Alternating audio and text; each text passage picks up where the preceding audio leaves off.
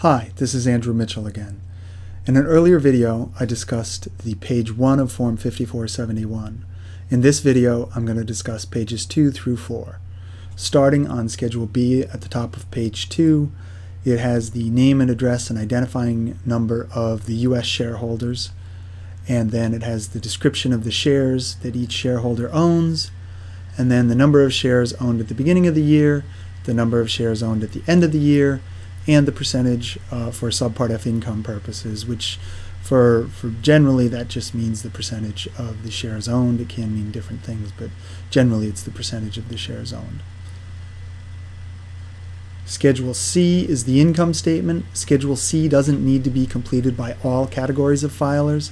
It's in the instructions to the 5471. It's got a table of which filers need to prepare Schedule C. Generally, it's Category 3 and 4 filers. The Schedule C income statement needs to be on a U.S. GAAP basis. It requires that the income and expenses be shown both in local currency and in U.S. dollars. The exchange rate to convert from local currency to U.S. dollars is supposed to be converted on a U.S. GAAP basis. I generally use just the average exchange rate for the year, take the daily average and convert from functional currency into U.S. dollars. If it's a hyperinflationary currency, you're supposed to use DASTM method, dollar approximate separate transaction method. There's very few currencies around the world nowadays that are hyperinflationary, so typically DASTM is not needed. It does have, on other income, it says attached schedule, and similarly on other deductions, it says attached schedule. And it's important to attach those schedules. If you don't attach schedules, arguably it could be considered that you haven't filed a complete and accurate Form 5471, and if the IRS wanted to be difficult, they might try to impose penalties on you. So that's the income statement. You've got income taxes listed down here at the bottom, and for finally net income at the bottom of page 2. So that's the income statement. On to page 3 has the basically income taxes. Income taxes, what country it was paid to, how much was paid in local currency, what the foreign exchange rate was, and how much was paid in U.S. dollars. Typically, there's only one country listed, not a bunch of countries, but there can be multiple countries. On to Schedule F, the balance sheet. The balance sheet is in U.S. dollars, so you want all your numbers, beginning of the year and end of the year, to be in U.S. dollars. Again, you've got DASTM special calculations if it's hyperinflationary. And again, you're supposed to use U.S. GAAP. I usually use the beginning of the year exchange rate and the end of the year exchange rate to convert. And there are special conversion rules for fixed assets and things, but usually I consider the year-end exchange rates to be sufficient. There's a lot of attached schedules on these. Again, it's important to attach these schedules. Some of the things that I focus on the balance sheet is loans to shareholders and other related persons. It's important to know because if there's loans back to U.S. shareholders, those can be deemed dividends back to the U.S. shareholders. So it's important to understand what's going on with loans. Investments in subsidiaries, that's another important line to focus on because if there were certain transactions with subsidiaries, it can create Subpart F income.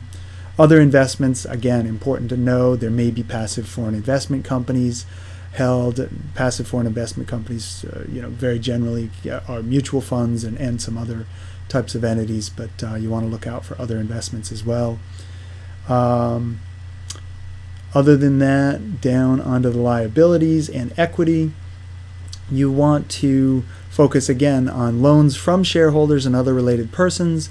If there's loans from U.S. persons or other related shareholders, you want to make sure if it's a loan that they're charging interest. If they're not charging interest, they may need to impute interest. Down into stock, if the common stock amount has changed significantly during the year, if the beginning of the year and end of the year it's changing just as a result of exchange rates, that's no big deal. But if the common stock has gone up by some amount, there may be some additional disclosures required. If it's gone down, there may have been a redemption that may have been treated as a redemption for local purposes, but may have been treated as a dividend for U.S. tax purposes. So it's important to look at that. Paid-in capital, similar types of things. You want to see if equity has been changing on the balance sheet. You want to take a look at it.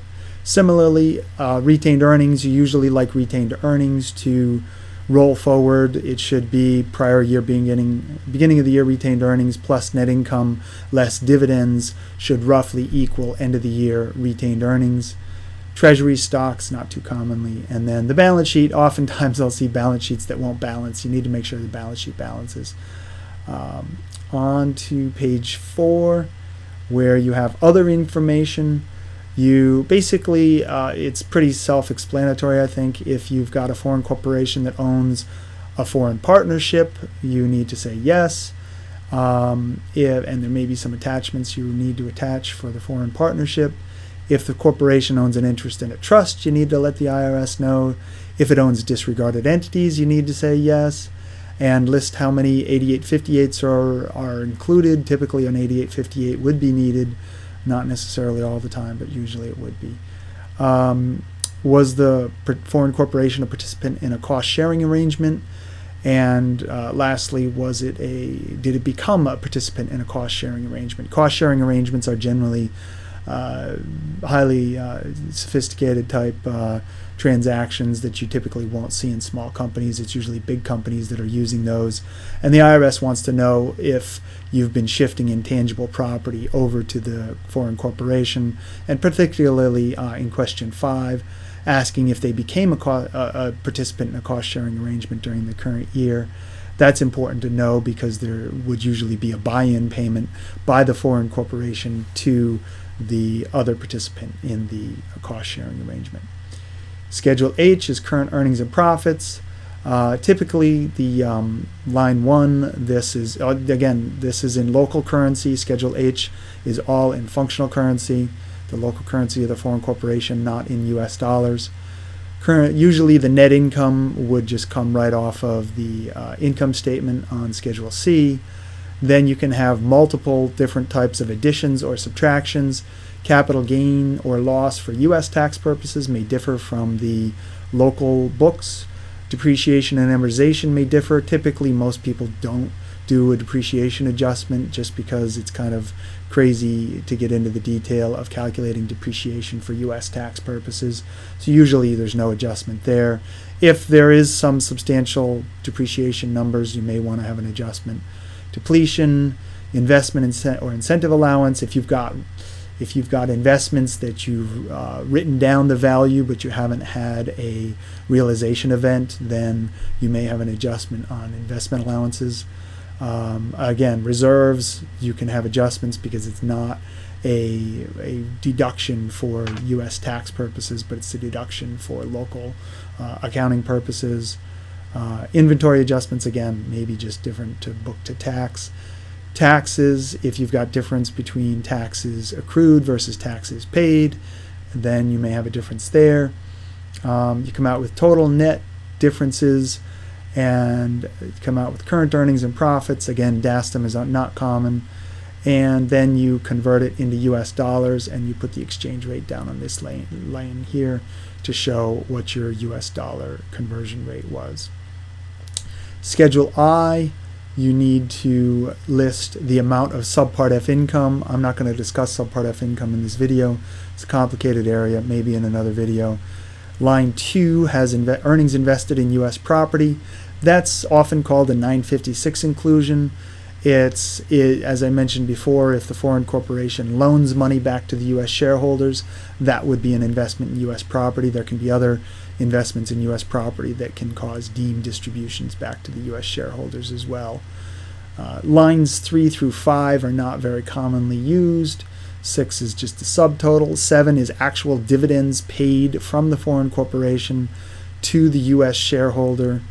And it does not include previously taxed income. So if income was previously taxed as Subpart F income, and then you later distribute the earnings and it's previously taxed, then you do not include those previously taxed dividends here. But on line 8, if there isn't a foreign exchange gain or loss on the previously taxed distribution, then you would show the exchange gain or loss on line 8. The last two is just was any income blocked? Typically that's not the case. It's only if the, under, I haven't seen that in a long time. Most countries don't apply those types of rules anymore. Did any income become unblocked again? It's not a very typical thing. And that is it. So I will do another video on schedules J, M, and O of the Form 5471 in a future video. Thank you. Bye-bye.